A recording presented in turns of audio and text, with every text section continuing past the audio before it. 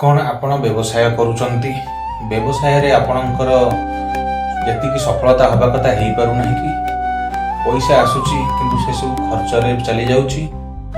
कौन कारणवशत जदि आपणकर व्यवसाय करुचंती ऋणग्रस्त हो जाउछंती बा आपणकर व्यवसाय गति धरिला बेलू हठात स्लो हो जाउची तो धरि नियंतु आपणक जात चक्र रे बुध ग्रहंकर स्थिति भल रहू नाही किंबा आपण कर्म क्षेत्र में अशुभ ग्रह मानकर उपदृष्टि रहुछि जार द्वारा आपणकर दुकान किंबा कौन व्यावसायिक प्रतिष्ठान तेले सेथिरे पूर्ण आपण परिश्रम कले मध्ये संपूर्ण फल प्राप्त करि पारु नाहंती। यदि एभଳି आपणक संगे होउछि एक सरल उपाय टी कहूछि प्रत्येक दिन आपणकर व्यावसायिक संस्था बा दुकान टी खोलिबा समय रे एक धुनी जगार आपण गोबर घसी सहित किसी घीओ देई सेथिरे कर्पूर एवं किसी गुड़ दियंतु एवं सेथिरे किसी लवंग दियंतु एवं याकु जळी दियंतु।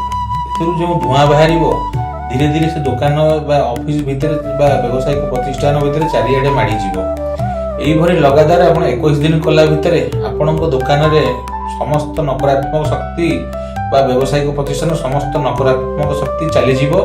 जदि कोनोसी व्यक्ति राग ईर्षा रे आपणकर प्रति कोनोसी कला जादू बा टोना टोटका करथिओ से मध्य चली जीवो। एही प्रक्रिया टी यदि आपण गृह रे करंती गृह रे कोनोसी प्रकार रो टोना टोटका होइतिले बा कलेश बा कोलाहलमय परिस्थिति थिले ताहा मध्य आपणकर समाधान होई जीवो।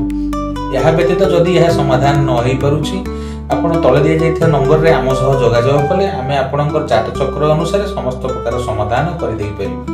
नमस्कार।